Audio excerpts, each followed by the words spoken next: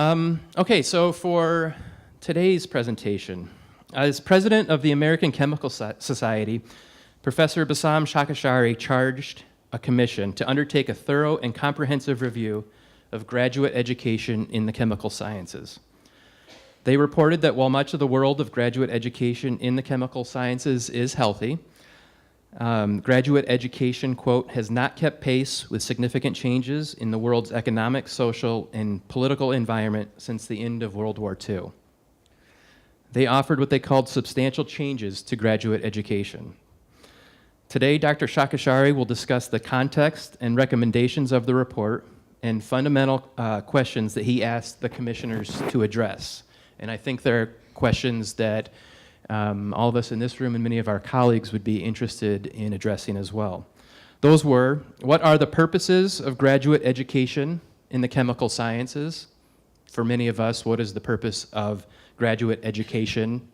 And what steps should be taken to ensure that graduate education addresses important societal issues as well as the needs and aspirations of graduate students, which is a tough balance and sometimes in competition with one another.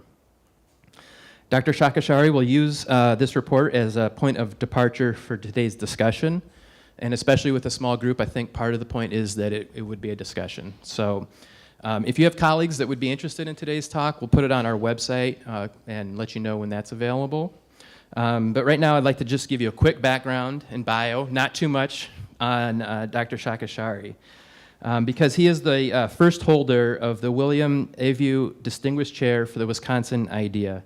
And he's known throughout the world for promoting science education, his leadership in national science policy, and for the use of demonstration in the teaching of chemistry. And if you Google his name and look for videos, everyone that I've seen, he's wearing that button that says science is fun, and half the time he's blowing something up, literally. So he's well known for his use of demonstrations in the education of science, as well as a national leader in science policy. In 2012, he was the president of the American Chemical Society when he commissioned this report. And instead of going through a long list of his publications, accomplishments, and awards, which are numerous, I'll just mention one that stuck out to me, which was in 2013, he was awarded the Carl Sagan Award for Public Understanding of Science. And as somebody who comes from a non-hard scientific background, I think that's extra special, and we're thrilled to have him here. His talk is entitled Opportunities and Challenges in Graduate Education. So please join me in welcoming up here.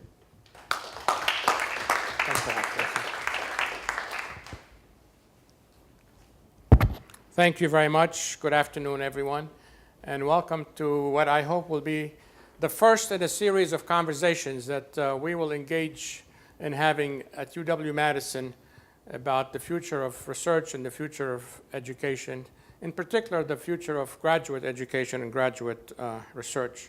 This is supposed to be a brown bag talk, so I brought some goodies in my brown bag here. So I do have a couple of mementos to give to WISCAPE. So Jason, if you'd come back here, I'd like to give you a copy of last year's Once Upon a Christmas Cheery in the Lab of Shakhashiri. That's the annual Christmas program that we do. This is a DVD, and Excellent. This is the printed program. Excellent. Thank you. And then we have a little device here that actually I will just leave right here. You can pick it up anytime you want. If you want to discuss it, talk about it. Anyone in the audience wants to talk about it, that's fine too. But it's yours. But leave it there, so others can see it as well. What I plan to do this afternoon is lay out the big picture as I see it for graduate research and graduate education, not only in the chemical sciences, but for all of us engaged in these important activities. And as was mentioned and announced in the title of this talk is Opportunities and Challenges. Usually people say challenges and opportunities, but I want to talk about the opportunities that we have at Wisconsin, because we are well poised to do a lot more than what we have been doing. We are doing well overall, but we are poised to do much more. And so the two questions that express the opportunities and the challenges are, what are the purposes of graduate education? And the second one, what steps should be taken to ensure that graduate education addresses important societal issues as well as the needs and aspirations of graduate students? I want the concern for the graduate students to be upfront, because after all, graduate education and graduate research is primarily about training, and I want to say more than training, educating a 22-year-old for a career that they will have for the next 50 years and maybe more. So the aspirations of graduate students are extremely important. And I want to use as a point of departure this report, which is available on the web. You can download it. It's a 60-page report, but the summary report is 20 pages long. And I have some of them. I had some of them here. Maybe they're out on the table out there, yeah. But that's the cover of the report, and I invite you to visit this website and look at this report very carefully, because it is thoughtful and it is full of challenges. I want to take a few moments to talk about the Wisconsin idea. We all subscribe to the Wisconsin idea. We all know what the Wisconsin idea is. But I must tell you that 11 days ago, when I was in Norway, in Oslo, at the Kavli Prize ceremonies, I gave a little talk there. And of course, William T. Evu, the person whose endowment I benefit from as the holder of that chair, is of Norwegian origin. They all recognize that. But they also wanted to know what the Wisconsin idea is. And it's always a great opportunity to talk about what the University of Wisconsin-Madison really is and what the Wisconsin idea is really all about.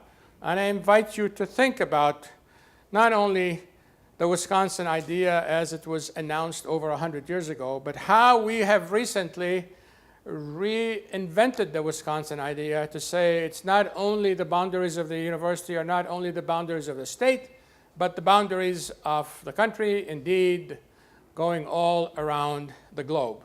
Those are noble words, and they are laden with meaning. And it is incumbent upon us to truly put into practice the meaning of these words. So the Wisconsin idea is a very powerful notion that relates to some of the points I want to bring up shortly. I want to reflect for a moment as I now celebrate my 45th year as a faculty member at UW-Madison. I want to reflect for a moment on a couple of things that I want to share with you. First is this plaque that is on the side of Bassam Hall, the Sifting and Winnowing plaque, which characterizes what we do at the University of Wisconsin in Madison. It not only characterizes what we should do, but it inspires what we do and what we must do, not only in advancing knowledge, but in serving society.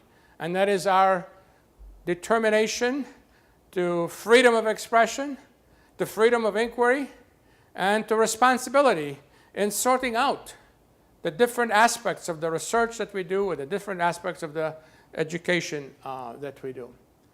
I have been in the practice for the past several years to present a replica of this plaque, of this plaque that's posted on the side of Bassam Hall, a replica presented to every tenured person in my chemistry department, along with a letter telling them how important it is that the University of Wisconsin has made a lifelong commitment to them, and in return, the expectation is that they will make the same commitment and adhere to the principles that are enunciated in this plaque.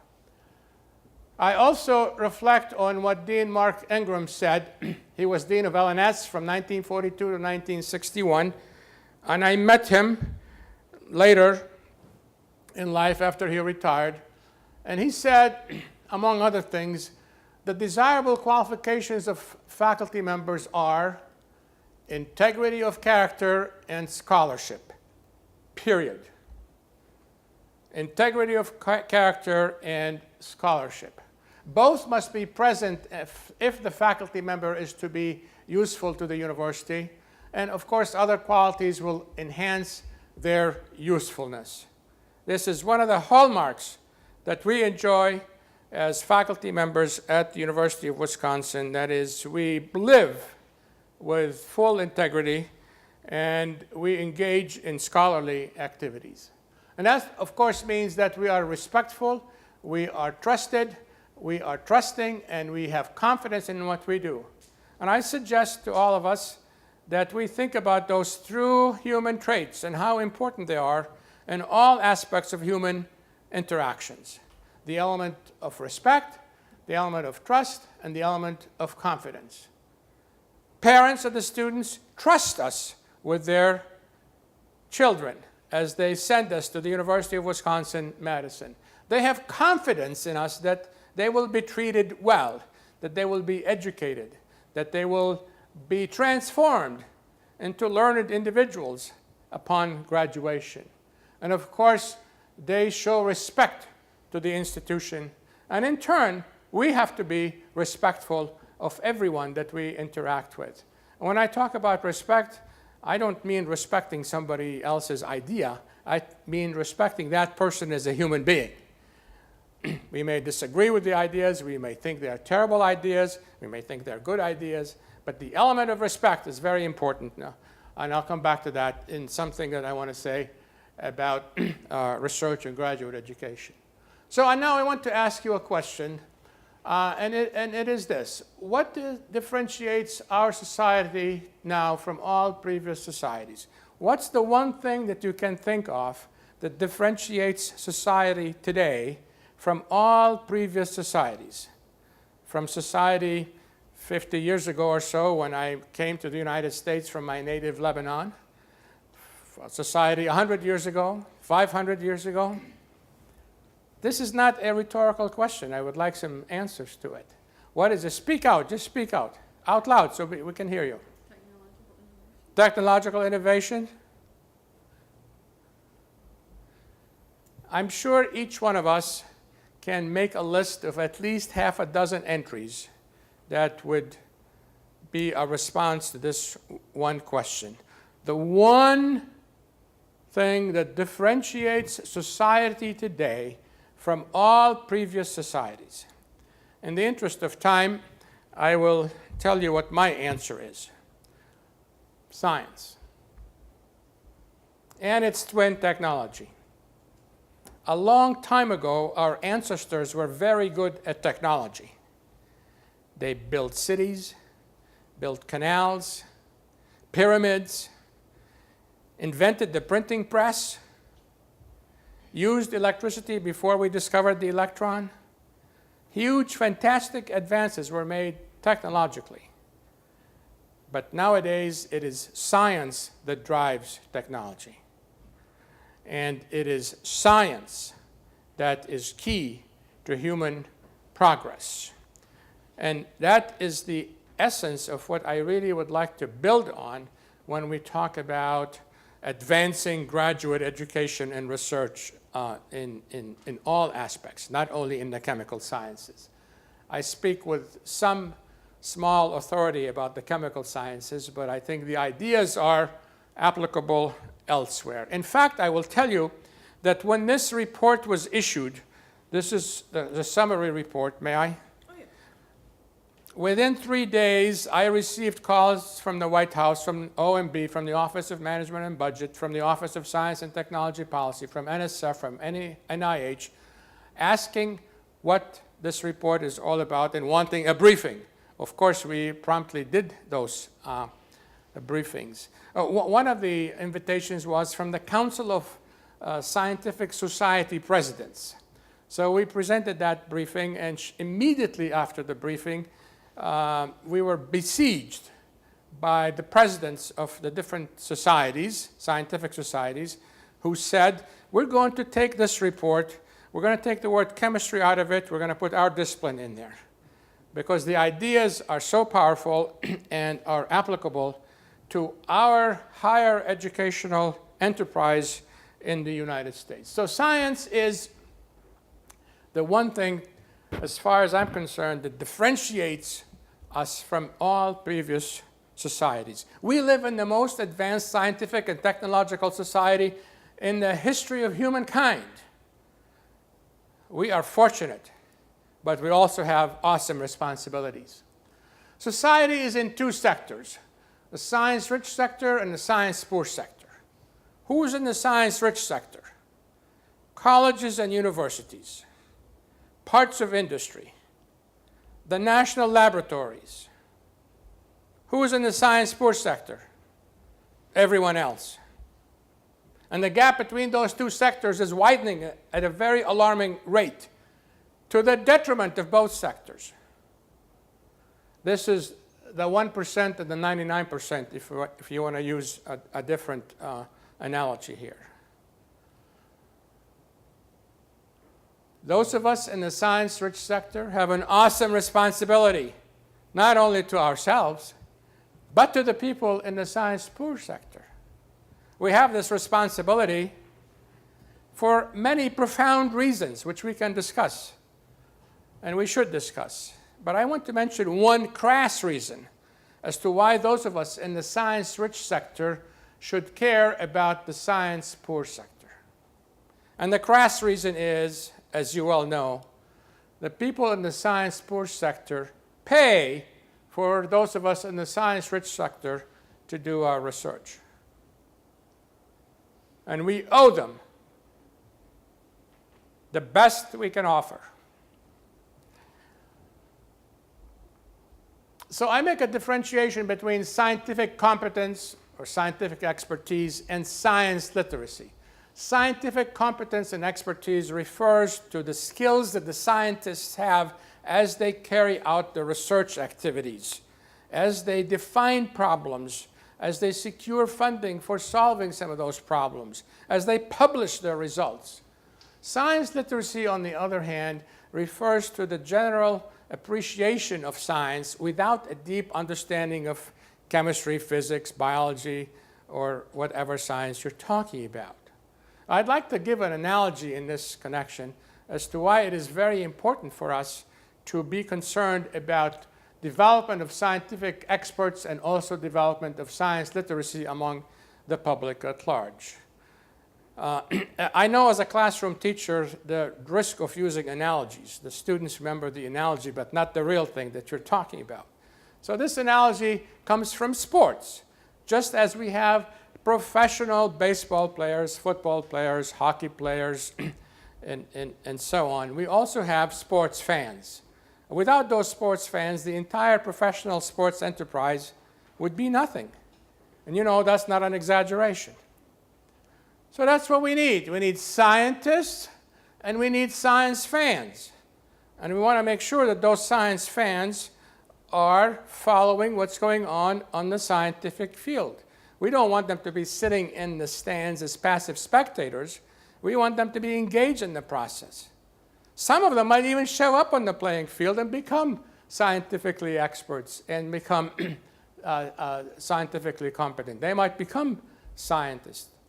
So hence the twin mission that we have in all of our educational programs that relate to science, to develop a cadre of scientists and science teachers, as well as to increase the level of appreciation of science by the public at large. Sometimes this analogy that I use from sports doesn't sit very well with audiences in academic institutions, so I'm going to offer another one to make the very same point. We need good orchestra players, and we need audiences that appreciate what the performers are doing. So science literacy is for everyone. It's for chemists, for artists, for humanists, for all professionals, for the general public, for youth and adults alike. It's for everyone. Science literacy is an attitude. Science literacy is like personal hygiene. It is something we develop. It's something we live. It's something that we enjoy. It is something that we maintain and sustain. It is incumbent upon us at the University of Wisconsin-Madison to do our very best to increase the level of science literacy for everyone. Science, of course, is vital to democracy. If you believe in the democratic institutions upon which this country was founded and still, for the most part, behaves and practices, then you will join forces to make sure that science is in its proper place in our society. And to do that, we have to talk to the public at large. And we're not very good at doing that. We're pretty damn good, pardon my French, at talking to each other. Scientific meetings, through the scientific literature, through all kinds of avenues that are successful for us. But we don't do a good job talking to the public at large, and we need the public at large.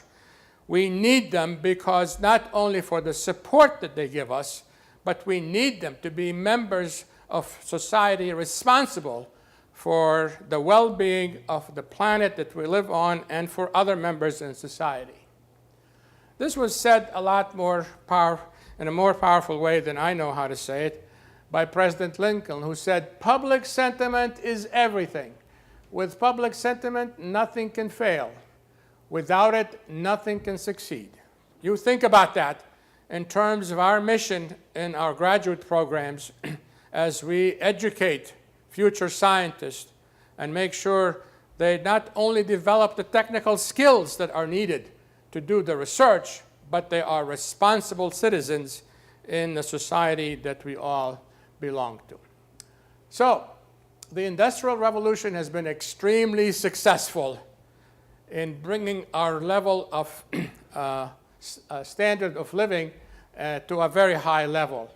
The electronic revolution is just in its infancy, and we have to be careful, and we have to be bold, and we have to be calculating, and we have to take risk to learn how to use the electronic revolution to help us.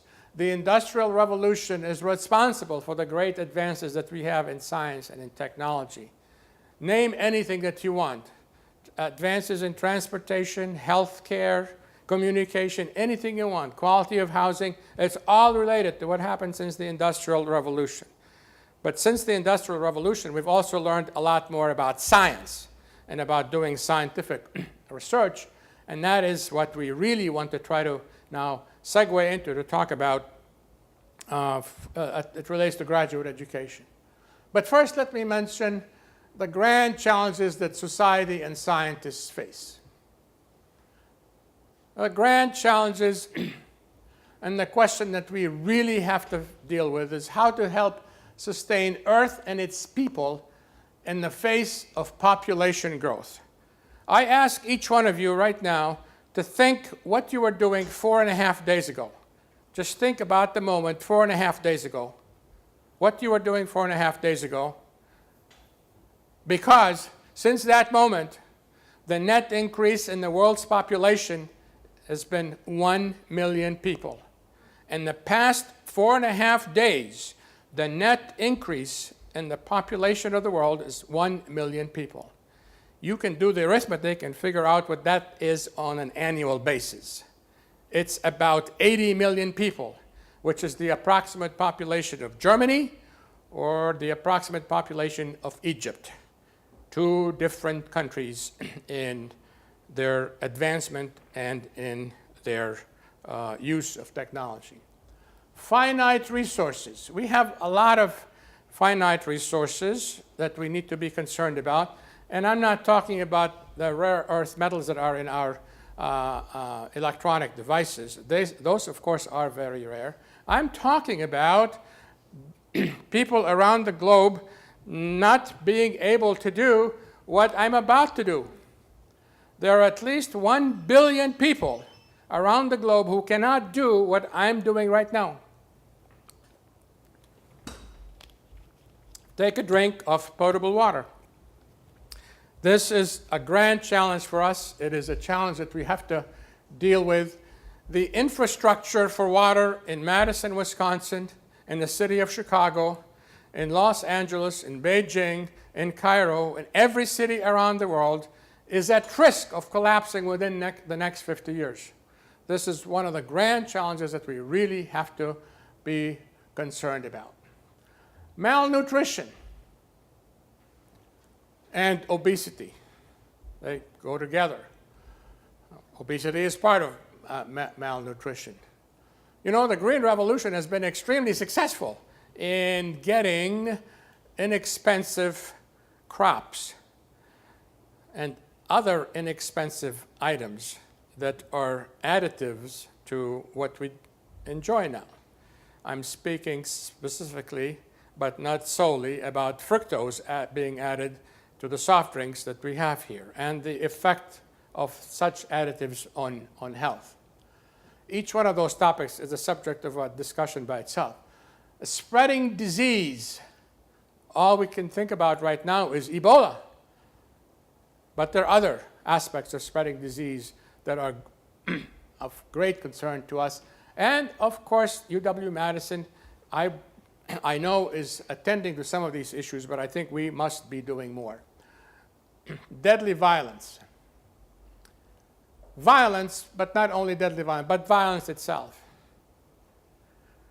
I am appalled that last year the university committee approved the establishment of a boxing club on campus after it had been banned for over 50 years. We bring students, we invite students, we welcome students here to help them develop new synapses in their brains, not to have them knock each other's brains off.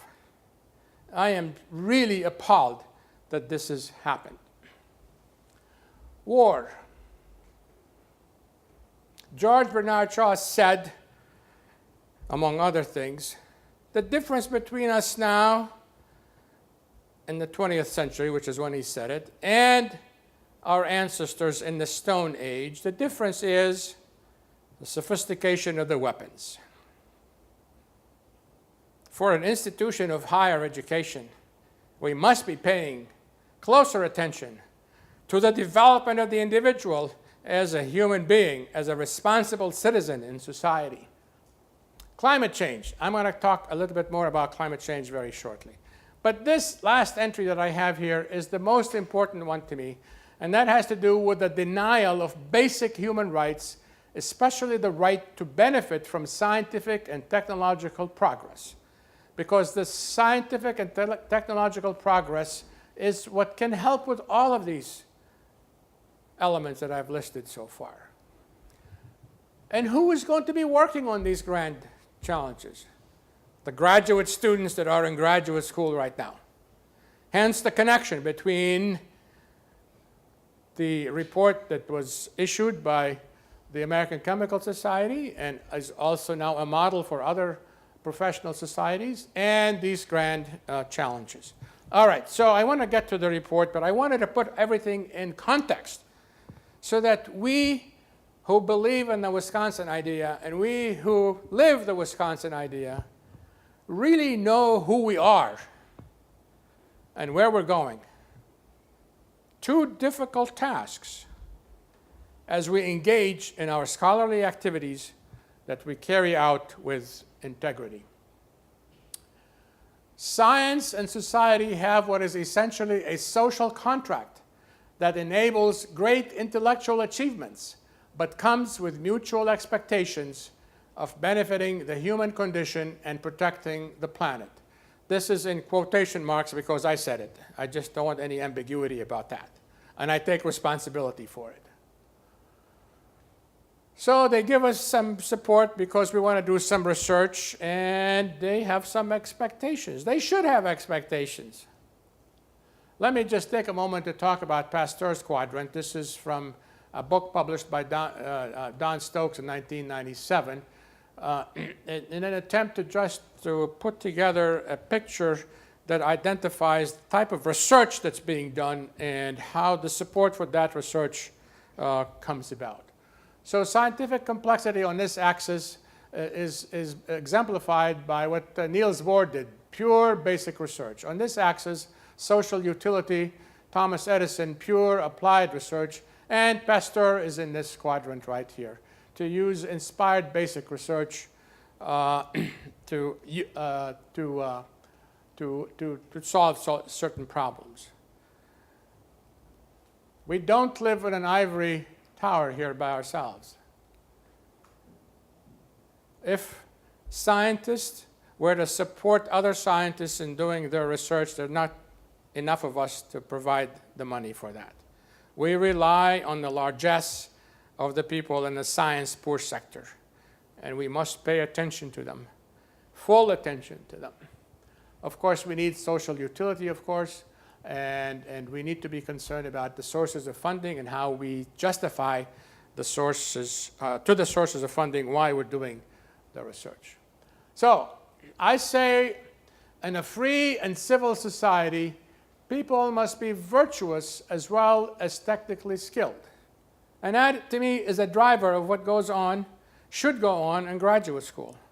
Not only to develop the skills to carry out successful experiments and publish good results, but there should be virtue on the part of the scientists as they engage in their research activities.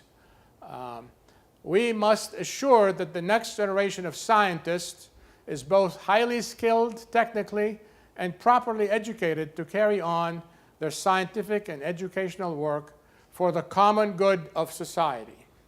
This should be the battle cry for those of us who are engaged in higher education and pushing forward not only the frontiers of knowledge, but the frontiers of educating the students who are in our laboratories and who are the future leaders of society. The two strongest forces in society today are religion and science. It's not just today, you know that, right? Some people say they are at odds with each other. I say they're not. They deal with different human domains. Progress is made through advances in science. Those of us in science have to be respectful of the people who have the religious beliefs. We don't have to agree with them any more than we expect them to agree with ours. But the element of respect in all human discourse is essential to the survival of society. Let me just pick two examples to make the point here as strongly as I know how. The topic of evolution and the topic of climate change. I said I'll come back to climate change. If between now and the time I die, which I hope is way into the future, I do not succeed in having an intelligent conversation with my neighbors about evolution, that would be a very sad and disappointing situation. If between now and the time I die, I do not succeed in having an intelligent conversation with my neighbors about climate change, the consequences can be catastrophic to the believer and to the non-believer. And that is why it is incumbent upon us to advance science and to communicate science. Advance science through the research that we do, through education, through innovation, and communicate science not only to each other, but to communicate science to the public at large. We owe it to them that they also share in the joy of the discoveries and advances that we have made. I call your attention to the American Chemical Society Climate Science Toolkit.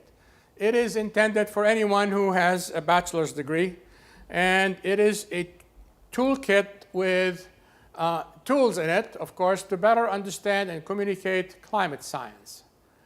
This is how you get to it, acs.org/climate science. I invite you to use it, to get your graduate students to look at it, to have everyone, undergraduate students as well, look at it and use it, and learn more about the science of climate change. It's very important that we know the fundamental basis of what's going on in the atmosphere that we have put up there together more so than before since the Industrial Revolution. We put that up there. The carbon dioxide that's going up there is due to our use of fossil fuels.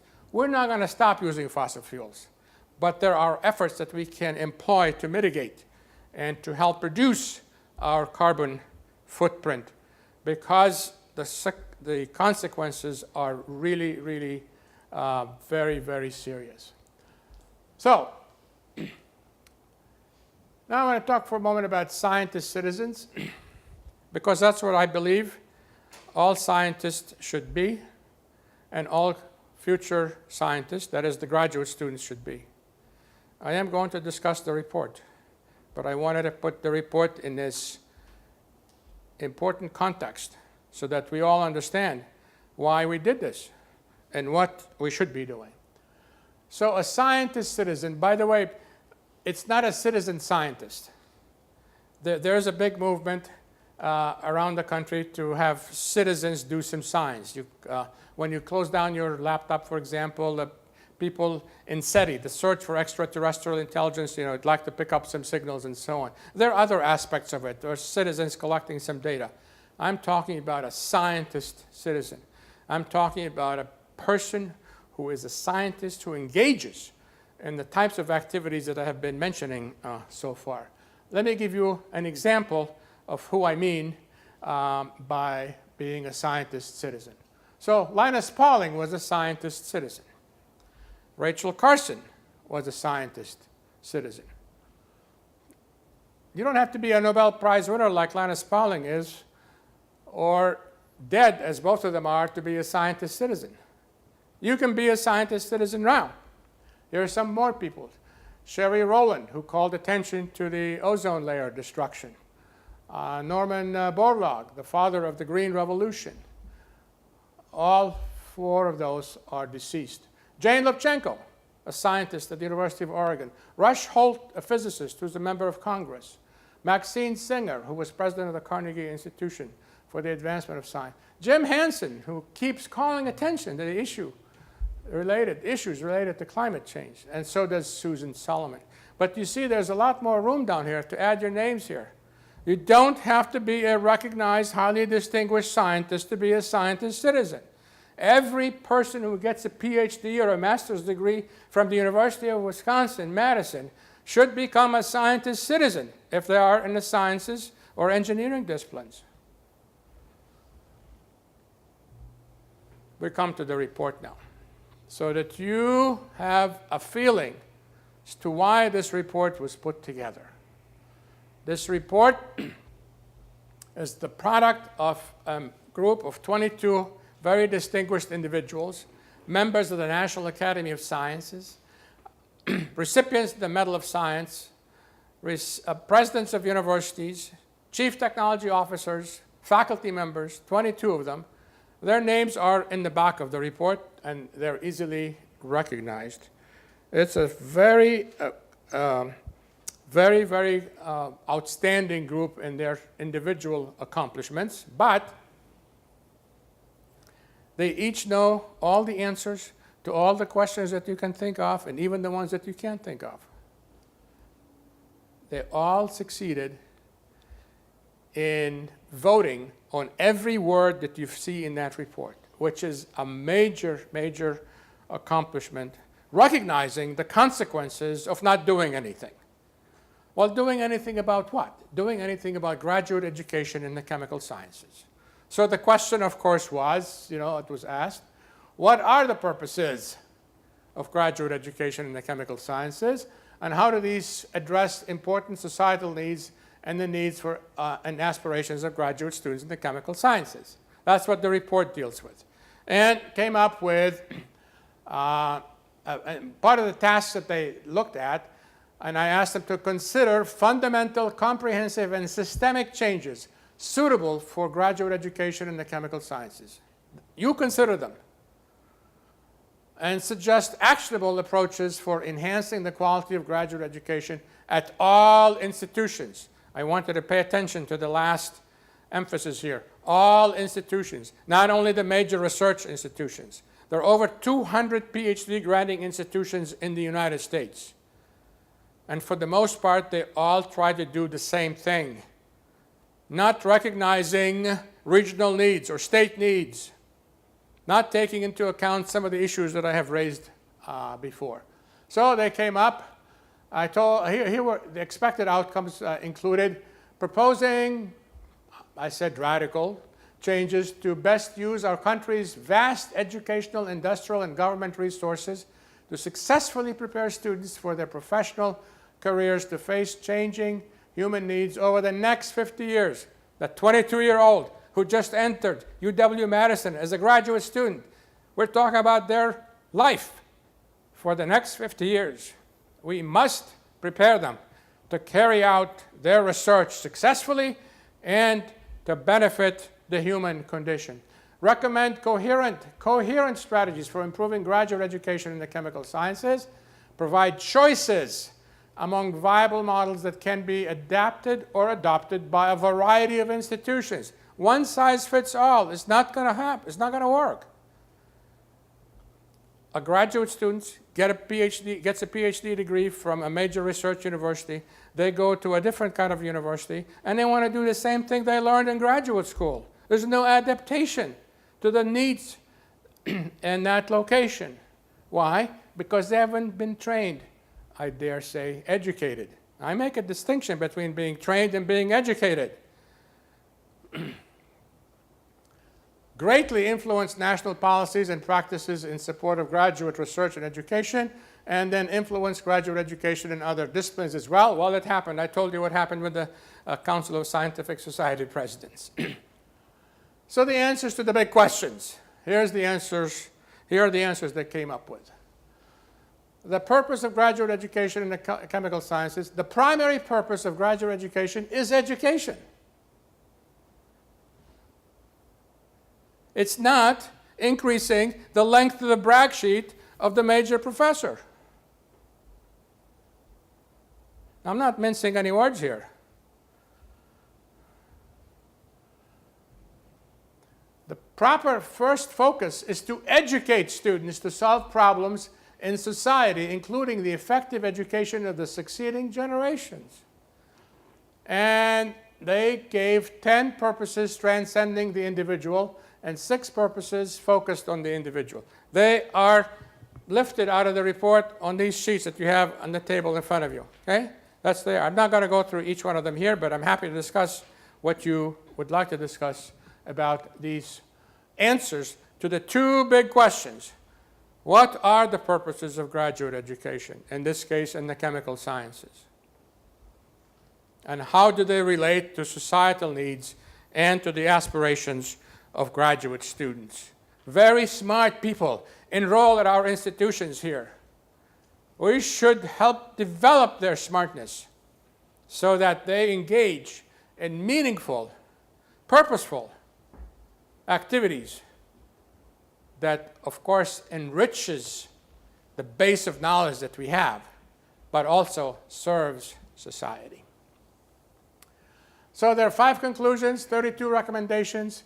The 5 conclusions deal with the educational experience of graduate students, the financial support, safety as a culture, sustainability and opportunity in graduate programs, and then postdoctoral education. Those are the 5 major conclusions. They are listed in the report, in the summary, 20-page summary report, as well as on the sheet that's in front of you on the table.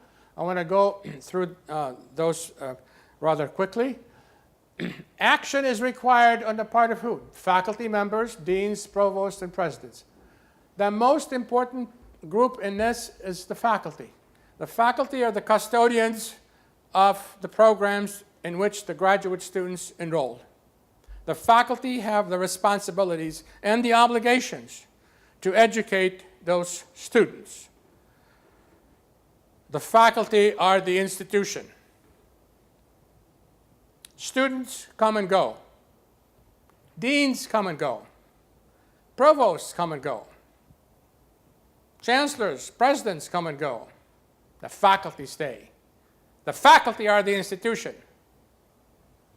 And the faculty are responsible and obligated to see to it that the programs to which they invite young, aspiring minds are programs that will be successful not only during their stay with us as graduate students, but beyond. Action is required by policymakers and federal and state funding agencies and private foundations. And I told you about the response to the commission report from different agencies, including some private agencies too. Industry leaders. In the case of chemistry, about 60% of the PhD graduates are employed in chemistry. So the industrial leadership is heavily involved in the process. Of course, the action is required by the graduate students themselves and also by the postdocs. We have a lot more postdocs now than we did before. Why? There are two types of postdocs at least. There's a postdoc by choice and a postdoc by necessity. A postdoc by choice is where you engage in postdoctoral activities because you know you're going to get an academic position later on, or you hope you're going to get an academic position later on. Postdocs by necessity, they can't find any other job, but they were trained and became skilled in graduate school at manipulating all kinds of laboratory material and successfully characterizing them, identifying them, writing papers about them, but they don't have jobs. So, the educational experience of the graduate student. The conclusion number one, the current educational opportunities for grad students viewed on balance do not provide sufficient preparation for their careers after graduate school. Their careers from here on are going to be different than they were 50 years ago or 15 years ago or 10 years ago. We need to be focusing on the education of the graduate students. The Commission reaffirms the anchoring concept that a doctoral program in the chemical sciences must manifest traditional depth and must maintain a focus on mastery. There's no sacrifice whatsoever is being mentioned here in terms of developing the person as a scientist with a deep understanding and a deep mastery of the material. But curricula need to be refreshed. Better designed opportunities should exist for the development of critical professional skills, and they are elaborated on. Conclusion number two, the system for the financial support of grad students as currently operated by private, institutional, state, and federal funds is no longer optimal for national needs. Why? Because it trusts too heavily on individual research grants and involves serious conflicts between the education of graduate students and the needs for the productivity and accountability in grant-supported research. Those are a bit more polite words than the ones I used a while ago. But that's the origin of what I said before. Funders should take steps toward decoupling more student support funds from the specific research projects. On a 10 to 15-year horizon, decouple the preponderance of student support. In the near term, engage in a trial projects designed to prove out new mechanisms. Try things out. We like trying things out in research. That's what research is, right? Try them out. The Commission recommends what's called a graduate program grant to support graduate students, analogous to the training grants from NIH, but packaged with greater support for innovation in the educational program. And their recommendations in this area are not mainly about more funding, although we welcome more funding, but about improving the deployment of existing funds. We have a lot of money available to us. We are a science-rich sector.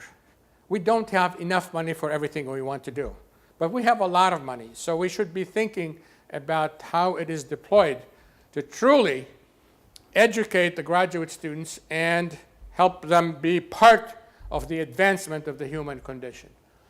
The third recommendation was about safety, safety as a culture. Academic chemical labs must adopt best safety practices. Progress would afford better protection to students and other workers at all academic levels, and would better prepare students to meet the natural expectations of their future colleagues and employers. You know, I said earlier that science literacy is like personal hygiene. So is safety. And we're not talking about safety only in my lab or on my floor or in my building. We're talking about safety everywhere on campus. And that is why it's important for safety as a culture to be consistently led by example in all graduate programs in the chemical sciences. Faculty members in the chemical sciences can and should take the lead toward best practices and should advocate for support at the highest institutional levels. Leadership from the top of an institution is essential. We want the chancellor to be involved in this, the provost to be involved in this, the dean of the graduate school, the dean of L&S, the dean of engineering, everyone. Because safety as a culture affects everyone. And it should be done very differently than it's being done now. We do practice safety, don't get me wrong. But we must do better as we engage in our graduate research and educational programs. So conclusion number 4, departments should give thoughtful attention to maintaining a sustainable relationship between the availability of new graduates at all degree levels and genuine opportunities for them. Okay, those words are pretty clear too. They can be stated in the vernacular in different ways, but I think their meaning is very clear. Replication and excess is wasteful of resources and does injustice to the investment made by students and by society. Very, very powerful statement. Conclusion number 5, postdoctoral training and education is an extension of graduate education that is important for success in a variety of career paths, especially for faculty appointments. Postdoc associates should be treated as the professional scientists and engineers they are. A postdoctoral appointment should be a period of accelerated professional growth that by design enhances scientific independence and future career opportunities. Institutions, departments, and faculty mentors should take greater responsibility for ensuring that postdoctoral associates develop professionally. All funding agencies require general mentoring plans for applicants seeking support for postdoctoral associates. You know, we don't need more requirements from the federal government or from the private foundations for the kind of research that we do, but we need to follow some guidance in terms of caring, and I use that word, very, very important word to me, caring about the lives of the students that we are educating. So this is about postdoctoral education. I'll come back now to the 2 basic questions. What are the purposes of graduate education? And how do they relate to societal needs and to the advancement, to the aspirations of graduate students and their advancement? I suggest we engage in such conversations. It behooves us to engage in such conversations. These are not the only questions to ask. There are other questions to ask too. But coming up with thoughtful responses to such questions and acting on those responses is part of the Wisconsin idea. That is living the Wisconsin idea. That is at the very heart of the true meaning of the Wisconsin idea and the practices that ensue from the Wisconsin idea. So, I know we have examples, many examples on campus, and I'm not going to list them all here, but the graduate school helps graduate students create an individual development plan, expanding skills, developing pathways for careers, and this is the URL for graduate students to go to if they choose to. There are many other examples on campus that deal with advancing graduate education not only in the sciences, but in all areas. And there are many examples on campus that deal with the concern for the great challenges that I shared with you before. The Nelson Institute, the Global Health Institute, a whole slew of activities. And I'm not going to mention all of them right now. But I do want to mention the Wisconsin Initiative for Science Literacy, whose mission is to promote literacy in science, mathematics, and technology among the general public, and to attract future generations to careers in research, teaching, and public service.